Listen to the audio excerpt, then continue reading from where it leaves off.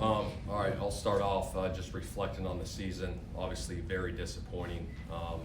We want to put a winning product on the field that our fans can be proud of. When I got hired here last year, I talked about my 4 pillars: character, preparation, consistency, and being relentless. I can promise you this, I'm going to be relentless in my pursuit to get this thing going in the right direction moving forward. Shane, what did it mean to have Irsay back you and Chris Ballard last night? Yeah, no, it's huge. Obviously, to have the support from the owner moving forward. Got a lot of respect from Irsay and what he stands for and the person he is, and it means a lot. Shane, do you anticipate any staff changes? That's part of the evaluation process. Nothing's been done yet, but we're going through that, obviously, today and tomorrow. Chris, what do you want to see from Anthony this offseason as far as, do you want him to see Tom House? Are there some steps he can take? Yeah, that's part of the evaluation process. Anthony and myself will have those conversations here moving forward with that. Do you feel like, and did he regress in any way this year, or do you feel like he's further along than he was? Yeah, in year 2, obviously he made strides. He won us some games. He made some big time plays. Did the first 2 years go the way that we wanted them? No, but it's learning experience, it's growth experience for him and everybody. How did the two of you take steps in working together? Because that relationship is obviously really yeah, no, I think that's critical to any relationship. Head coach, quarterback relationship is huge in this business, and I think we made strides in those areas. Did we go through our adversity this year? Absolutely. But I think with anything, adversity makes you stronger than the end, and that's how you learn and that's how you grow. All that being said, do you feel like the passing game, the inconsistency with the passing game held back the offense this season? I think that's part of it. Yeah, I think ended up being pretty good. Yeah, we got to be more consistent throwing the football moving forward. Was part of that adversity with you and Anthony just the way you talked to the public about him when it came to the benching, when it came to the back, things like that? Yeah, no, I don't think so. I think obviously, like I said, our conversations, we have ongoing conversations, me and Anthony weekly, and I'll keep those private.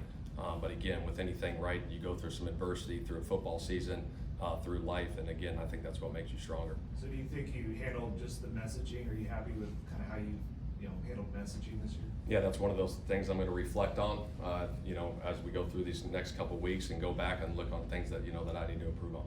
Will Gus Bradley be retained? There's no decision that's been made yet. Shane, with AR, again, we'll see how what develops, but does he need competition in camp next year? He just can't be the guy, can't he? Yeah, I think that's a conversation that Chris and I will have, moving forward. Is that a consideration at large for your roster? You brought back basically every starter. Yeah. I'm not saying guaranteed jobs, but guys kind of knew where they stood. Yeah, there's no doubt. There's going to be a lot of hard conversations this offseason for sure. Do you believe there's a healthy culture within the locker room in this organization? I do. I think seriously, culture to me is about winning. It's about winning, and we didn't win enough this year, but we got the right guys, and I always say that because we got good character guys in there. We talk about accountability. I'm a firm believer in accountability, and when as rare as things come up, they are addressed immediately. I don't let those things slide under the rug. They are addressed, whether it's with a fine or bringing them in my office and talking through those things, because accountability is a big part of this league, and we got to hold everyone to a high standard, and it is at a high standard. Shane, you're someone who's always preached details. Yeah. Kenny obviously had the point in the middle of the season where he felt like he needed to call out some of the rest of the roster. Why do you think your focus on the details maybe didn't filter down to some of those guys? That's a good question. That's something I got to reflect on. We all got to be on the same page because this is the ultimate team game. It's not about one guy. It's about the team, and it'll always be about the team. And when you want to have championship success, it comes down to team. There was a lot of talk about continuity last offseason, this time last year. Do you think sometimes you guys kind of need to shake things up, like stir things, get them going in the right direction? Yeah, it's going to be, like I said, those are going to be the conversations that we're going to have moving forward, because obviously it wasn't good enough this year, and we're going to have those tough conversations moving forward. You mentioned no decision on defensive staff, but defensively in general, what were your observations, particularly tackling and then the disparate results from week to week? Yeah, I think the biggest thing was tackling this year. That's something that obviously must improve going forward. Obviously, we gave them some big plays that we can't have happen. But I will say that those guys fought like crazy over there on defense. Is tackling something that can be improved when we're talking about grown men who've been playing football a long time? Is that something that can be improved at this point, or Yeah, Somebody else absolutely. has I think to it do comes down to fundamentals and technique. I mean, you're always trying to improve on that, and that's off season. That's going into training camp. Obviously, we don't tackle during the season. I don't know anyone that goes live during the season, but there are drills that you can do, to improve tackling. From your perspective, why do you think the pass rush maybe didn't quite live up to the expectations you guys had? That's a good question. That's something I got to go back and look at, and go through the season and evaluate all that. Shane, you mentioned accountability and how guys are held accountable with your team. Obviously, most notable accountability part of it this season with Anthony being benched. But going into that, what led to that, if that makes sense? Like, why was he a captain 2 years if he wasn't doing what he was supposed to do? Yeah, the team voted him a captain. It was a player's vote. They voted him a captain, again, because we believe in his abilities and what he can do. Was there any slippage that led to him being benched? I've kind of addressed that early on in the season. Obviously, just the preparation, all that stuff need to pick up. That's where it was at.